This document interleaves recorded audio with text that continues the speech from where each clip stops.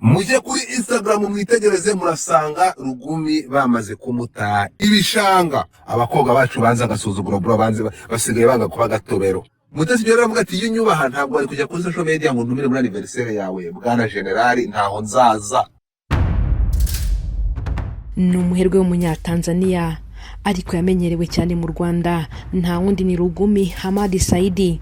Ni umugabo wabonye izuba mu 1972, ubu afite imyaka 54. Rugumi aherutse kuvuga mu rukundo n'umunyarwandakazi umushabitsi umuherwe Alia Cool, ariko amakuru ahari nuko Alia Cool yamaze guta ibishanga Rugumi Hamad Saidi. Rugumi yanditse amateka mu ntangiriro za 2025 ubwo yavugaga mu rukundo na Miss Mutesi Jolly wabaye Miss Rwanda 2016. Icyo gihe Rugumi yakurikiraga Jolly wenyine kuri Instagram akanamutaka birenze urugero, nubwo uyu mukobwa yakomeje agenda abitera utwatsi. Nyamara muri Mata uyu mwaka ibintu byaje guhindura isura.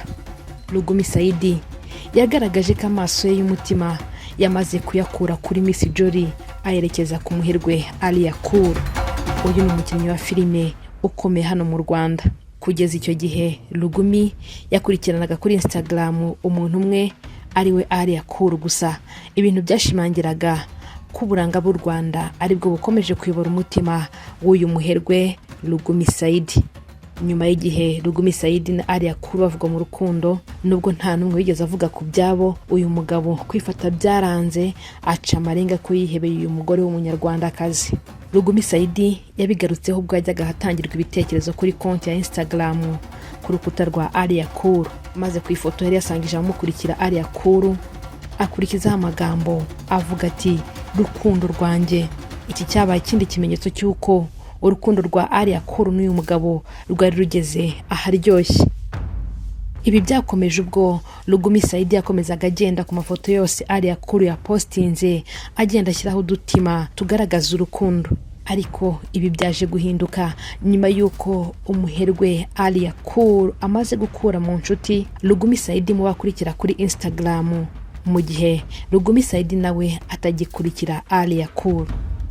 Umwe mu bakoresha imbuga nkoranyambaga nka Godfather yabivuze byose. Amakuru mfite ngo yasanze umukobwa gucuruza igomba byaramaze kumurangaza, yaramaze kuba bize mu by'igoma no gushaka amafaranga. Rero ibintu by'ubucuruzi kumaza muri Kongo Alia Cool acuruza zahabu cyangwa akabacuruza igikoma cya maguma kimwe kiba mu birunga, kuko amakuru nkura mu nda y'isi ngo nuko Alia Cool yamubwiye ati shindwa shetani mukubwa, wowe ntabwo uvuga igifaransa nuzi ngoma nzagupresenta gute. Ubu tuvugana ni mujya kwitegereza murasanga Alia Cool n'umuntu bita Rugumi nta numwe following undi. Rugumi babaje kumuta ibishanga kera cyane. Ubu turi kuvugana rwa rukundo, abantu bangaha bafata ibyamamare bakabashyira mu rukundo bagahita barabakoresha ubukwe. Ubu turi kuvugana ni mwongere mujye gukora inkuru Alia Cool rwa rukundo mwabashizemo mugabo batarigeze babyemera. Rugumi yaraje yanavuga ko akunda umuntu naramureba, ariko abakobwa bacu basigaye birata. Ariko abakobwa bacu bamaze kubona amafaranga. Ni gute umukobwa aca amazi Rugumi umuntu atubwira ko ari umumiliyoneri? Byagenze bite? Mujye kuri Instagram mwitegereze murasanga Rugumi bamaze kumuta ibishanga. Abakobwa bacu banza agasuzuguro bro, banze basigaye banga kuba gatobero, basigaye banga kuba gatobero akavuga ati musituzo weye. Twarahagutse turahasorenga turakora ntimukaturebere buri gihumetse cyose. Mari ibintu byanshimishije, ibintu byanshimishije rero abakobwa bacu. Ibyo Alia Cool yakoreye Rugumi ni nk'ibyo Mutesi Jolly yakatiye Kayine Rugaba. Aravuga ati ntimukangenderaho mumboneye, ntabwo ukunda umuntu nguze kubimubwira kuri social media. Mari ibintu byanshimishije. Nubwo abakobwa batuka, abakobwa impamvu mubona ngewe mbubanga abahereza respect mani barayiha, nubwo mubashinja ibintu by'ubugoryi. Mutesi Jolly aravuga ati yunyubaha ntabwo ari kujya kuri social media ngo ntumire muri anniversaire yawe bwana generali ntaho nzaza. Alia Cool ati kunkura ntabwo ajya kubisakaza muri social media kugira ngo n'aba followers cyangwa ugaragare ukoresheje izina ryanjye, fata ibishanga. Bombo glad. So ubu turi kuvuga rero mwagera mwandika inkuru bya bindi bya Rugumi kugenda ashaka attention ku umukobwa yarayimwimye, bamaze kuyimwima bamuta ibishanga. Ubu Rugumi nibagiye gufata undi murambwira ko aba bakobwa ni gute wakunda umuntu by'ukuri uretse agatwiko ko tuzajya tubihuza ariko natwe tugakora inkuru, urambwira ko wakunda umuntu ugahita ubizana kuri social media ukamufurunga mutaziranye ukavuga ko umukunda? Ibyo bintu bibaho? Kara agatwiko. Ariko Rugumi abikora bishaka, buriya audience y'u Rwanda yamaze kuyigarurira yose arayifite. Kenya, uzagendere Kenya ikurikira Rugumi bitewe n'abakobwa babo yadetinze, kandi ntabwo yageraga abakobwa batatu. Ajya mu gihugu agacanganya nk'abakobwa batatu b'ibyamamare, yarangiza akajya bakajya mu kindi.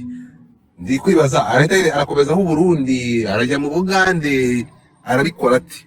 Ubu turi kuvugana Rugumi bamutaye ibishanga, kandi we bashaka umuntu uri hariya aza kugaragaza agati avuga ibi n'ibi ngibi uceceke, yaba kwicira gahunda zawe izindi. So Rugumi rero ubu turi kuvugana turaza kubona undi mukobwa mushyashya, kuko agomba gufata batatu mu Rwanda, yarangiza akajya muri audience y'Ubugande naho agakundana. Ariko inkuru zo kuri social media gusa, urimo kumva, narangiza aje mu Bugande nafateho batatu, muri Sudani tuzababonana. Ibi niko Rugumi akora, mugende mwandika inkuru, mugende mukore. Ubu turi kuvugana Rugumi ari yakuri yamaze kumuta ibishanga. Rugumi Saidi si ubwa mbere akoresha imbuga nkoranyambaga mu kugaragaza ko akunda abakobwa cyane cyane b'ikimero mu bihugu bitandukanye byo muri Afurika, nkaho yagaragaje abo yakundanye nabo bo muri Kenya, muri Afurika y'Epfo, Tanzania ndetse n'u Rwanda. Ubu ngubu haribazwa nyuma yo kuva mu Rwanda arerekeza mu kihe gihugu, dore ko ibingibi byose abikora agamije kugira ngo akurure attention y'abamukurikira ku mbuga nkoranyambaga. Abantu ntabwo bamenya amakuru. Buriya Rugumi yabanje kubica biracika muri South Africa, aragenda ajya muri Kenya, avuye muri Kenya aza mu Rwanda. We icyo akora abashaka kwigarurira, ashaka audience, sinzi ibyo Rugumi ashaka kuzakora, abashaka audience y'akasamutwe. Kora subscribe kuri Rwanda Live, turakomeza tukugeza amakuru agiye atandukanye.